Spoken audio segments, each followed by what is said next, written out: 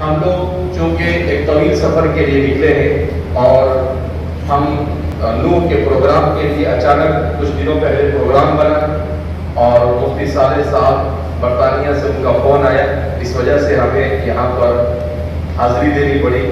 چونکہ صبح ہمارا لمبا سفر ہے اور کل رات سے مسلسل سفر سے ہم لوگ نکلے ہوئے ہیں، اس لیے کوئی لمبی چوڑی تقریر نہیں کر سکتے ہیں۔ اللہ رب العزت سے دعا کرتے ہیں کہ اللہ رب العزت ہمارے اس ادارے کو اور جتنے بھی میوات کے علاقے میں ہمارے ان تمام اداروں کو دن دگنی رات چگنی ترقیات سے مالا مال فرمائے۔ اللہ رب العزت وہاں پر پڑھنے والے طلباء کو علم نافع عطا فرمائے، اساتذہ کو رونق درس عطا فرمائے اور ہمارے ان مدارس کو آئندہ بھی اسلام کے ہمارے معاشرے میں زندہ رہنے کا ذریعہ بنائے اور ہم سب کو اخلاص و للہیت کے ساتھ اپنے دین کی خدمت کے لیے قبول فرمائے۔ ہم سب سے راضی ہو جائے ایسے اعمال کی توفیق مرحمت فرمائے۔ والسلام علیکم ورحمۃ اللہ وبرکاتہ۔